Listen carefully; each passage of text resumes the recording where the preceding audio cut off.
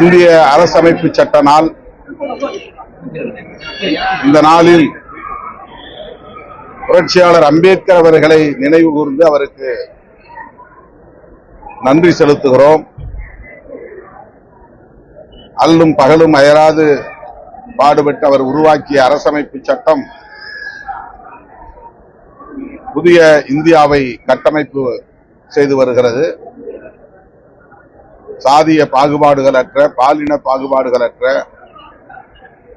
ஒடுக்குமுறைகள் இல்லாத, சுரண்டல் இல்லாத ஒரு சமூகத்தை கட்டமைக்க வேண்டும் என்பதுதான் அந்த மாமனிதரின் கனவாகும். அந்த கனவை நனவாக்குகிற ஒரு மகத்தான ஆவணம்தான் இந்திய அரசமைப்பு சட்டம்.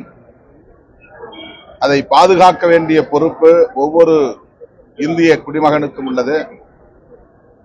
அதை உணர்ந்து ஆண்டுதோறும் விடுதலை சிறுத்தைகள் கட்சியின் சார்பில் அரசமைப்பு சட்ட பாதுகாப்பு உறுதிமொழி ஏற்று வருகிறோம். அதன் அடிப்படையில் விடுதலை சிறுத்தைகள் கட்சியின் சமத்துவ வழக்கறிஞர்கள் சங்கத்தின் சார்பில் இன்று அரசமைப்பு சட்டத்தை பாதுகாப்போம் என உறுதியேற்கும் மாநாடு நடைபெறுகிறது.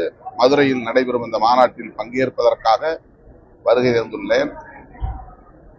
சனாதன சக்திகளால், மதவாத சக்திகளால், சாதியவாத சக்திகளால் இந்திய அரசமைப்பு சட்டத்திற்கு வேறு ஆபத்து சூழ்ந்துள்ளது. ஆகவே அதிலிருந்து நாட்டையும் மக்களையும் அரசமைப்பு சட்டத்தையும் பாதுகாக்க அனைவரும் உறுதியேற்போம். இன்று SIR என்கிற நடைமுறை, ஸ்பெஷல் இன்டென்சிவ் ரிவிஷன் என்பது தமிழ்நாடு உள்ளிட்ட 12 மாநிலங்களில் நடைமுறையில் உள்ளது.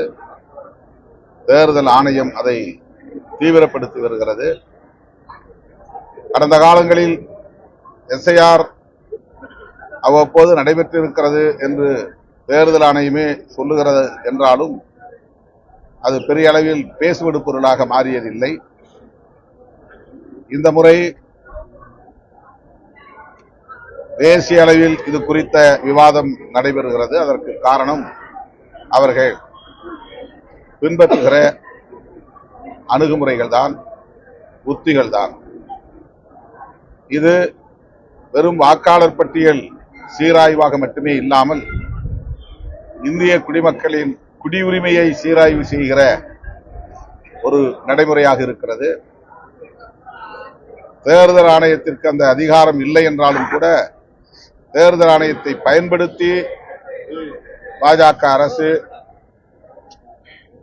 ஒவ்வொரு குடிமகனின் குடியுரிமையையும் சோதனைக்கு உள்ளாக்கி இருக்கிறது, சீராய்வுக்கு உள்ளாக்கி இருக்கிறது. ஆகவே இது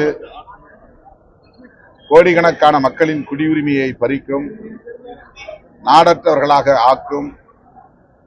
எதிர்காலத்தில் இதற்கு என கட்டமைக்கப்பட்டு வருகிற முகாம்களில் நாடற்றவர்களாக்கக்கூடிய அனைவரையும் அடைத்து வைக்கும் கொடுமையும் அரங்கேற்றப்படும். ஆகவேதான் விடுதலை சிறுத்தைகள் கட்சி இந்த SIR என்கிற நடைமுறையே கூடாது, வழக்கமான சம்மரி ரிவிஷன் என்கிற வாக்காளர் சீராய்வு நடைமுறையே போதும் என்று வலியுறுத்துகிறோம். அண்மையிலே விடுதலை சிறுத்தைகள் கட்சியின் சார்பில் அந்த கோரிக்கையை வலியுறுத்தி சென்னையில் மாபெரும் ஆர்ப்பாட்டத்தை நடத்தியிருக்கிறோம். ஜனநாயக சக்திகள் தேசிய அளவில் இந்த நடைமுறைக்கு எதிராக ஒருங்கிணைய வேண்டும் என்றும் வலியுறுத்துகிறோம். அம்மாவின் எம்ஜிஆர் விசுவாசியா எல்லாருமே வெளியே வந்துட்டாங்க. இப்ப MLA பதவி கூட நீங்க செங்கோட்டையன் வந்து பதவி. திரு செங்கோட்டையன் அவர்கள் அதிமுகவில் ஒரு மூத்த தலைவர். அவருக்கு ஒரு நெடிய அனுபவம் உள்ளது. அவர் வெளியேறும் நிலை அதிமுகவுக்கு ஏற்பட்டிருப்பது திரு எடப்பாடி பழனிசாமி அவர்களுக்கும் சரி, அதிமுகவுக்கும் சரி ஒரு பின்னடைவாகத்தான் இருக்கும்.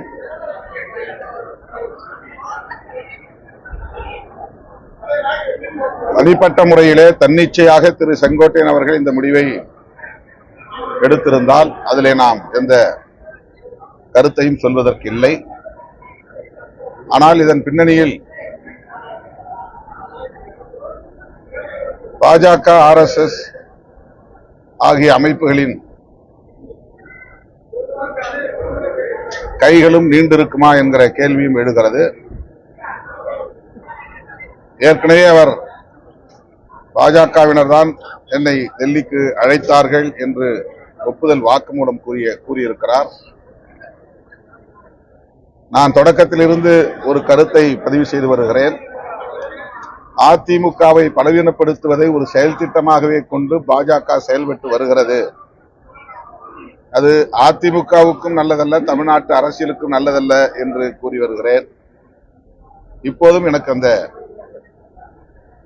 ஐயம் இருக்கிறது. அதிமுக தலைமை இது குறித்து தீவிரமாக சிந்திக்கும் என்று நான் நம்புகிறேன். தமிழ் மொழி பற்றுவதற்கு எங்களுக்கு பாடம் எடுக்க வேணாம் கவர்னர்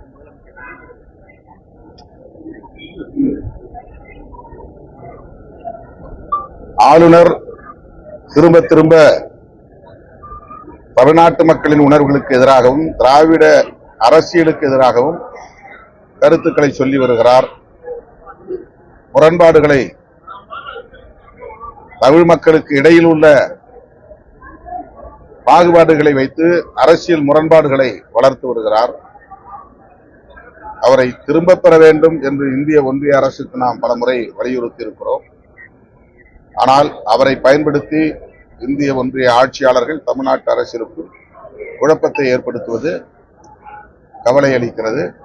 ஆளுநரின் கருத்தை முதல்வர் கண்டித்திருப்பது வரவேற்கத்தக்க ஒன்று. அதை வழிமொழிகிறோம்.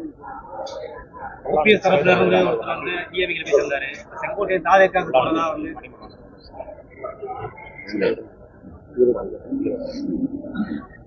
ஓபிஎஸ் தரப்புல இருந்து ஒருத்தர் போய் டிஎம்கே சேர்ந்திருக்காரு. செங்கோட்டையன் தாவேக்காக போறதா ஒரு தகவல் வருது. அதிமுக இருந்து விலகிறவங்க எல்லாருமே திமுக தாவேக்கான்னு வேற மற்ற கட்சி போகும்போது அதிமுக வர 2026 பலம் பெறுமா? இது குறித்து நீங்க அதிமுக தலைவரிடம் தான் கருத்து கேட்க வேண்டும்.